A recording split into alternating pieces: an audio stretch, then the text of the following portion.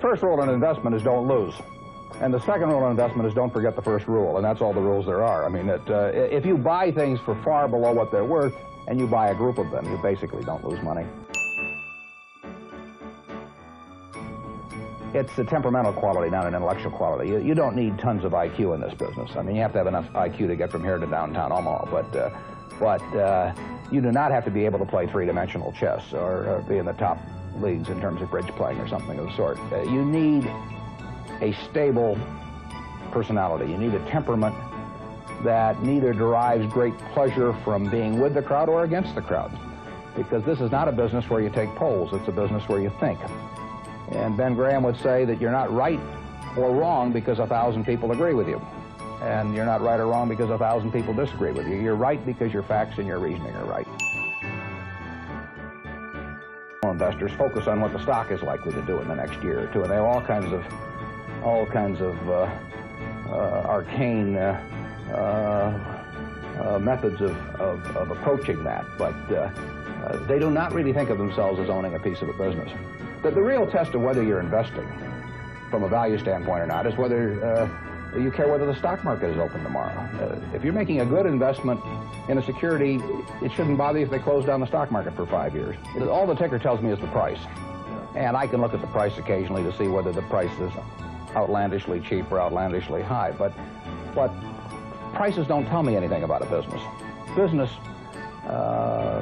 Business figures themselves tell me something about a business, but the price of a stock doesn't tell me anything about a business. I would rather value a stock or a business first and not even know the price, so that I'm not influenced by the price in establishing my valuation, and then look at the price later to see whether it's way out of line with what my value is.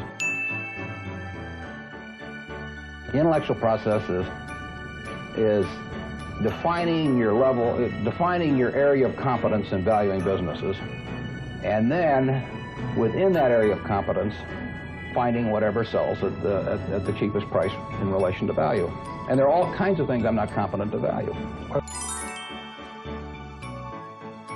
No, I really haven't.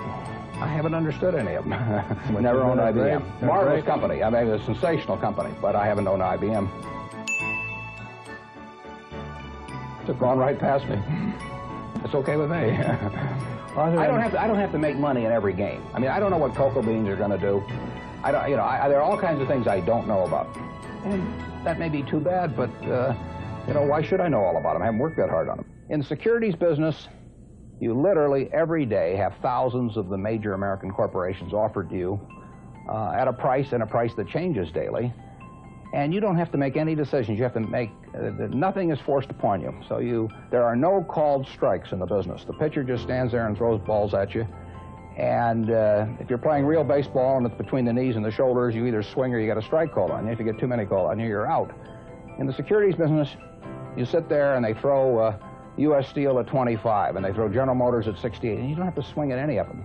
They may be wonderful pitches to swing at, but if you don't know enough, you don't have to swing.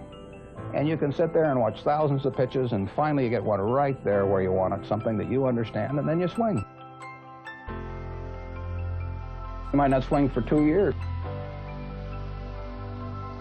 It bore most people, and certainly boredom is a problem with most professional money managers. If they try to sit out an inning or two, not only do they get somewhat antsy, but their clients start yelling, "Swing, you bum," from the stands, and that's very tough for people to do.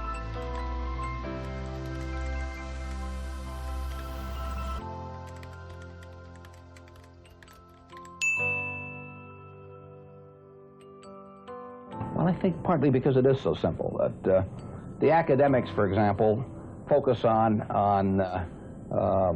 all kinds of variables, and the data's there. So they focus on whether if you buy stocks on Tuesday and sell them on Friday, you're better off, or if you buy them in election years and sell them in other years, you're better off, or if you buy small companies. There are all these variables because the data are there, and they've learned how to manipulate data. And as a friend of mine says, to a man with a hammer, everything looks like a nail. And once you have these skills, you just are dying to utilize them in some way, but they aren't important. If I were being asked to participate in a business opportunity, would it make any difference to me whether I bought it on a Tuesday or a Saturday or an election year or something? It's not what a businessman thinks about in buying businesses. So why think about it when buying stocks? Because stocks are just pieces of businesses.